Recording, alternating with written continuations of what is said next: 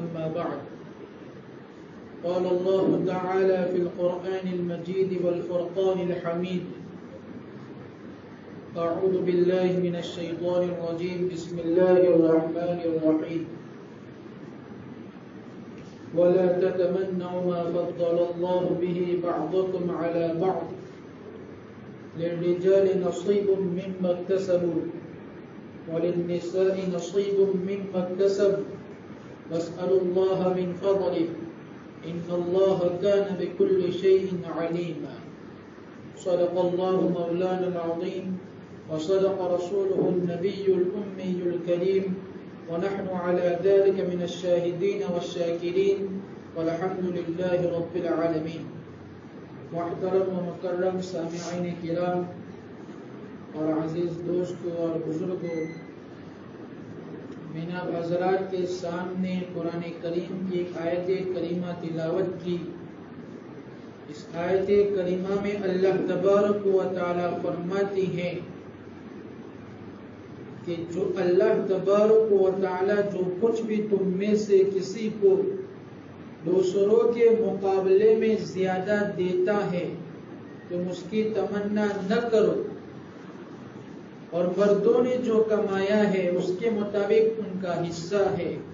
اور عورتوں نے جو کچھ کمایا ہے اس کے مطابق ان کا حصہ ہوگا. ہاں، اللہ تبارک و تعالی کے فضل کو مانگتے رہو، یعنی رزق تلاش کرتے رہو، اور اللہ تبارک و تعالی یقیناً ہر چیز کا علم رکھتا ہے. اللہ تبارک و تعالی خالق اور مالک اور رازق ہے. اس نے ہر جاندار کے لیے رزق رسانی کا انتظام کر رکھا ہے، اور وہی وہ ذات ہے جو انسان کو بھی روزی دیتا ہے، اور رزق کے اندر کمی اور اضافہ کا حکم بھی وہی دیتا ہے.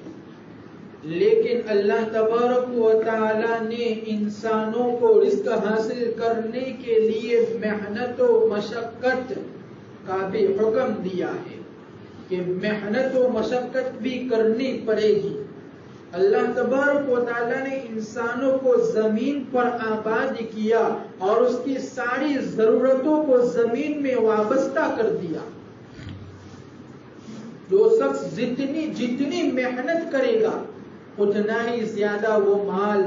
اور رزق کا سامان حاصل کر سکے گا. پھل فروٹ، زراعت ہے، کھیتی وغیرہ ہے، معدنیات ہے، سونے چاندی، ساری چیزیں زمین سے جڑی ہوئی ہے. لہذا اس کو حاصل کرنے کے لیے زراعت، تجارت، ملازمت، اجرت اور صنعت اور حرفت وغیرہ کا سہارا لینا ضروری ہے. اسی لیے اللہ تبارک و تعالی نے ارشاد فرمایا هو الذي جعل لكم الارض ذلولا فامشوا في مناكبها وكلوا من رزقه. یہ وہی ذات ہے، وہی خدا ہے جس نے زمین کو تمہارے تابع کر رکھا ہے، چنانچہ تم اس کے سینے پر چلو اور کھاؤ خدا کا رزق، اور اسی کے حضور میں،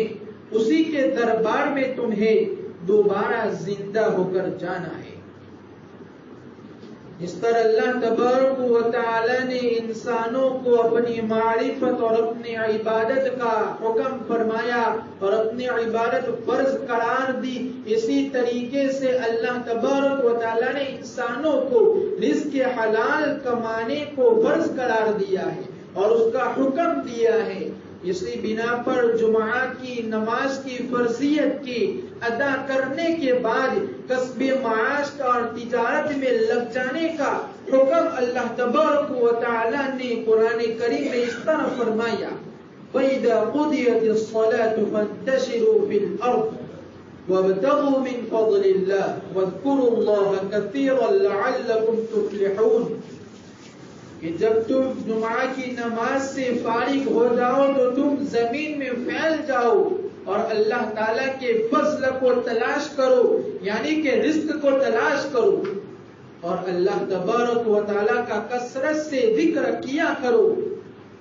شاید کہ تمہیں فلاح نصیب ہو جائے۔ خلاصہ کلام یہ ہوا کہ انسان کو حلال رزق کے لیے محنت کرنی پڑتی ہے اور کرنی چاہیے، اس لیے کہ اللہ تبارک و تعالیٰ نے اپنے برگزیدہ بندوں، اپنے برگزیدہ نبیوں اور رسولوں کو بھی حلال روزی کمانے کا، حلال روزی تلاش کرنے کا حکم دیا ہے۔ چنانچہ اللہ تبارک و تعالیٰ نے ارشاد فرمایا یا ایھا الرسل کلوا من الطیبات واعملوا صالحا انی بما تعملون علیم، کہ اے پیغمبرو تم کھاؤ پاکیزہ چیزیں اور نیک عمل کرو، اور جو کچھ بھی تم کرتے ہو میں اس کو خوب جانتا ہوں۔ حضرت معدی بن کرب رضی اللہ تعالیٰ عنہ سے روایت ہے کہ انبیاء علیہ السلام کے پیشوں کا اور آپ کی محنتوں کا بھی ذکر روایات میں ملتا ہے کہ انبیاء علیہ السلام دین کا کام انجام دیتے تھے اور اس پر لوگوں سے کوئی بھی اجرت اور کوئی بھی چندہ وصول نہیں کرتے تھے، بلکہ وہ خود محنت اور مشقت کرتے تھے اور حلال روزی کما کر کھاتے تھے۔ چنانچہ عبد الرحمن بن معدی کرب رضی اللہ تعالیٰ عنہ روایت کرتے ہیں کہ نبی پاک صلی اللہ علیہ وسلم نے ارشاد فرمایا کہ سب سے بہترین کمائی، سب سے بہترین روزی اپنے ہاتھوں سے کمائی ہوئی روزی ہے، کہ کوئی شخص کوئی بھی بہتر روزی نہیں کھاتا جو اپنے ہاتھوں سے کھائی ہو۔ اور حضرت ابو داؤد علیہ السلام کے بارے میں فرمایا کہ وہ اپنی محنت کے ذریعے سے،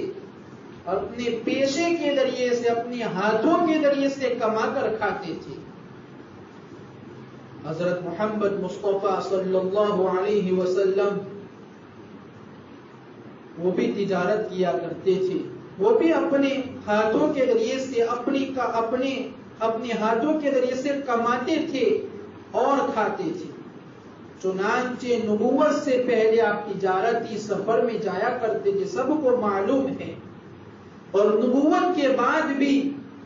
اگرچہ خود آپ تجارتی سفر کے لیے نہیں جاتے تھے، لیکن آپ تجارت میں ضرور حصہ لیتے تھے۔ اگر آپ چاہتے تو آپ مسلمانوں کے صدقات اور زکوٰۃ کو وصول کر سکتے تھے، اس کو مانگ سکتے تھے، اور لوگ بھی اپنے صدقات اور زکوٰۃ کو لا کر آپ کے قدموں میں دیر لگا سکتے تھے۔ لیکن نبی پاک صلی اللہ علیہ وسلم نے صرف اپنے اوپر ہی نہیں بلکہ اپنے خاندان کے ہر ایک فرد پر یہ پابندی عائد کر لی کہ وہ زکوٰۃ اور صدقات کے مال کو نہیں لے سکتا۔ تو جس طریقے سے اللہ تبارک و تعالی نے اپنے پیغمبروں کو اور اپنے نبیوں اور رسولوں کو حلال روزی کمانے کا حکم دیا ہے، اسی طریقے سے اللہ تبارک و تعالی نے عام لوگوں کو بھی حلال روزی کمانے کا حکم دیا ہے۔ چنانچہ ارشاد ربانی ہے کلوا مما رزقکم اللہ حلالا طیبا واتقوا اللہ۔ اللہ تبارک و تعالیٰ ارشاد فرماتے ہیں کہ تم کھاؤ ان پاکیزہ چیزوں میں سے، ان طیب چیزوں میں سے جو اللہ تبارک و تعالیٰ نے تمہیں عطا کی ہے، اور تم اس خدا کی نافرمانی کرنے سے بچو، ان کنتم مؤمنین، جس پر تم ایمان رکھتے ہو۔ حضرت زبیر بن عوام رضی اللہ تعالیٰ، عبداللہ بن زبیر بن عوام رضی اللہ تعالیٰ عنہ روایت کرتے ہیں کہ نبی پاک صلی اللہ علیہ وسلم نے ارشاد فرمایا کہ تم میں سے کوئی شخص کلہاڑی لے کر، لکڑی کاٹ کر، اس کا گٹھر اپنی پوشت پر اٹھا کر لائے اور اس کو بازار میں فروخت کرے، اور اس کے بعد اس کے آئی ہوئی آمدنی سے وہ کھائے، کہ اس بات سے بہتر ہے کہ وہ لوگوں سے مانگتا پھرے اور لوگ دے بھی اور منع بھی کر دے۔ حضرت انس رضی اللہ تعالیٰ عنہ فرماتے ہیں کہ ایک انصاری صحابی حضور پاک صلی اللہ علیہ وسلم کی خدمت میں حاضر ہوئے اور آپ سے اپنی محتاجگی کا فقیری کا سوال کرنے لگے، شکایت کرنے لگی. تو نبی پاک صلی اللہ علیہ وسلم نے فرمایا کہ تمہارے گھر میں کیا ہے؟ صحابی نے عرض کیا کہ ہمارے گھر میں ایک کمبل ہے جس کو ہم اوڑھتے ہیں اور بچھاتے ہیں، اور ایک پیالہ ہے جس میں ہم پانی پیتے ہیں. نبی پاک صلی اللہ علیہ وسلم نے ارشاد فرمایا کہ جاؤ اور دونوں چیزیں لے کر آؤ. چنانچہ وہ صحابی کمبل اور پیالہ دونوں چیزیں لے کر نبی پاک صلی اللہ علیہ وسلم کی خدمت میں حاضر ہوئے. تو نبی پاک صلی اللہ علیہ وسلم نے دونوں چیزوں کو لے کر حاضرین مجلس سے، یعنی دوسرے صحابہ جو موجود تھے، ان کو فرمایا کہ کون ان دو چیزوں کو خریدے گا. چنانچہ ایک صحابی کھڑے ہوئے اور انہوں نے 1 درہم میں ان دونوں چیزوں کو خریدنے کی پیشکش کی. تو نبی پاک صلی اللہ علیہ وسلم نے فرمایا کہ نہیں، اس کو 2 یا 3 درہم میں کون خریدے گا. چنانچہ ایک دوسرے صحابی کھڑے ہوئے اور انہوں نے ان دونوں چیزوں کو 2 درہم میں خرید لیا. نبی پاک صلی اللہ علیہ وسلم یہ دونوں درہم ان انصاری صحابی کو دیے اور فرمایا کہ جاؤ ان دونوں درہم میں سے 1 درہم کے ذریعے سے کھانے کا سامان خرید کر گھر دو اور دوسرے درہم سے کلہاڑی خرید کر میرے پاس لاؤ. چنانچہ ان صحابی نے آپ کے حکم کی تعمیل کی اور آپ گئے اور 1 درہم کا کھانا خریدا اور دوسرے درہم کی کلہاڑی خرید کر آپ کی خدمت میں آئے. دونوں جہاں کا بادشاہ، دونوں جہاں کا سرکار ہے، لیکن جب وہ کلہاڑی خرید کر وہ صحابی آپ کے پاس آئے تو آپ نے اپنے دستے مبارک کے ذریعے سے اس کلہاڑی کا ہٹھا جوڑ دیا، یعنی اس کا دستہ جس کے ذریعے سے پکڑا جاتا ہے، آپ نے اپنے دستے مبارک سے اس کلہاڑی کا جو دستہ ہے وہ لگایا اور ارشاد فرمایا کہ جاؤ جنگل میں اور لکڑیاں کاٹو اور 15 دن کے بعد میرے پاس واپس آنا. چنانچہ وہ صحابی گئے جنگل میں اور لکڑیاں کاٹ کر اس کو بیچنے لگے، فروخت کرنے لگے، یہاں تک کہ 15 دن ہو گئے. اور جب 15 دن کے بعد واپس نبی پاک صلی اللہ علیہ وسلم کی خدمت میں تشریف لائے، اس حال میں تشریف لائے کہ ان کے پاس 10 درہم ہو چکے تھے. نبی پاک صلی اللہ علیہ وسلم نے اس وقت ان سے مخاطب کرتے ہوئے فرمایا کہ کیا اپنے ہاتھوں سے کما کر اس طریقے سے کھانا بہتر ہے یا یہ کہ لوگوں سے مانگتے پھرا کرو اور قیامت کے دن تم اللہ تعالیٰ کے حضور اس حال میں آؤ کہ تمہارا چہرہ داغدار ہو. اسی طریقے سے جب صحابہ نے مکۃ المکرمہ سے مدینہ المنورہ ہجرت فرمائی تو نبی پاک صلی اللہ علیہ وسلم نے ان کے درمیان بھائی چارہ قائم کر دیا تھا، یعنی مہاجرین کو مدینے والے صحابہ کا بھائی بنا کر ان کے حوالے کر دیا تھا تاکہ وہ قیام و طعام یعنی کھانے پینے میں ان کی مدد کرے، ان کا انتظام کر دے. تو ان میں سے ایک مہاجر صحابی حضرت عبد الرحمن بن عوف رضی اللہ تعالیٰ عنہ بھی تھے. نبی پاک صلی اللہ علیہ وسلم نے حضرت عبد الرحمن بن عوف کو حضرت سعد بن ربیع رضی اللہ تعالیٰ عنہ کا بھائی بنایا تھا. چنانچہ کامل اخوت کا مظاہرہ کرتے ہوئے یعنی اپنے بھائی چارگی کا مظاہرہ کرتے ہوئے حضرت سعد بن ربیع نے اپنا ایک باغ تھا، اس میں سے آدھا باغ حضرت عبد الرحمن بن عوف کو دے دیا. لیکن حضرت عبد الرحمن بن عوف نے ان کا شکریہ ادا کرتے ہوئے اس باغ کو واپس کر دیا اور کہا کہ مجھے یہ ضرورت نہیں ہے، بلکہ آپ مجھے اتنا بتا دیجئے کہ مدینہ کا بازار کہاں، مجھے مدینہ کا بازار دکھا دیجئے. چنانچہ ان کو مدینے کا بازار دکھا دیا. چنانچہ وہ بازار گئے اور گھی اور چمڑے خریدنے اور فروخت کرنے لگے. رفتہ رفتہ ان کی تجارت اتنی بڑھی, اللہ تعالیٰ نے اتنی برکت عطا فرمائی کہ مدینہ کے نامور بڑے بڑے تاجروں میں ان کا شمار ہونے لگا. انہوں نے حضرت عبد الرحمن بن عوف کا جو مفت آٹا بعد مل رہا تھا اس کو قبول نہیں کیا, بلکہ تجارت کرنے کو اور اپنے ہاتھوں کی کمائی کے ذریعے سے کھانے کو پسند فرمایا اور اس کو ترجیح دی.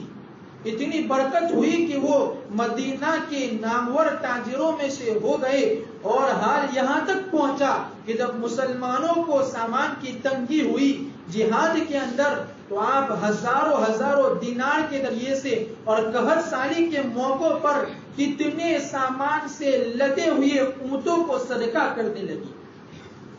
یہ اس تجارت کی برکت تھی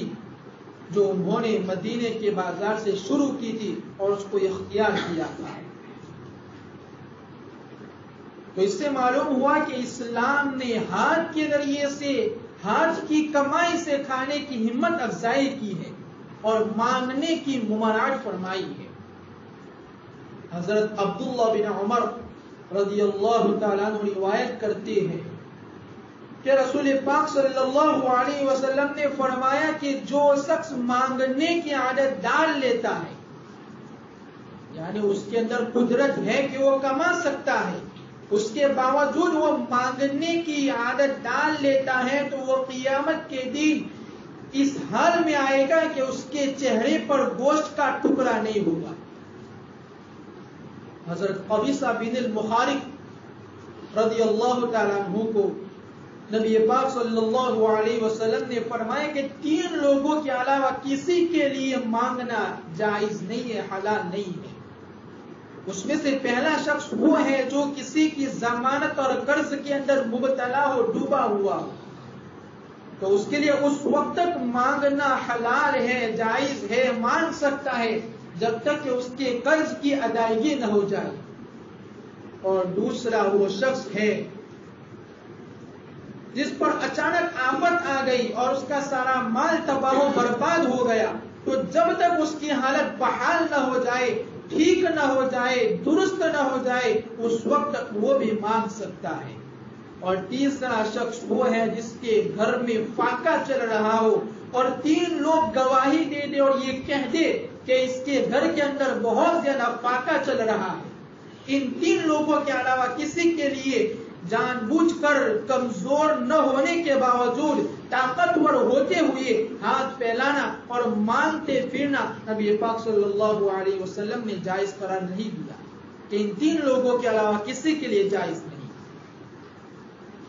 اس طریقے سے اسلام نے, قرآن کریم نے, احادیث مبارکہ میں رسول پاک صلی اللہ علیہ وسلم نے حلال مال کمانے کی ترغیب دی ہے, وہی حرام طریقے سے مال کمانے کی بھی ممانعت آئی ہے. چنانچہ ارشاد ربانی ہے,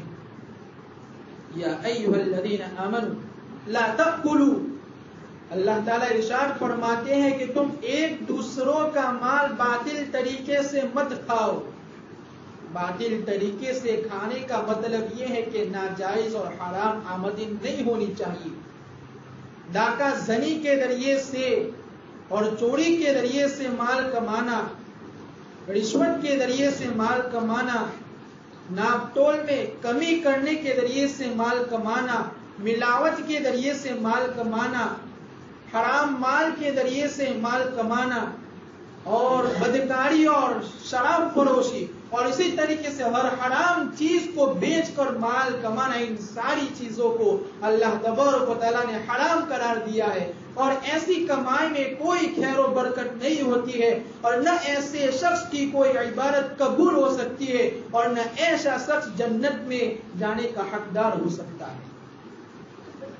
ایک مومن کی ذمہ داری یہ ہے کہ وہ بیکار میں نہ بیٹھا رہے,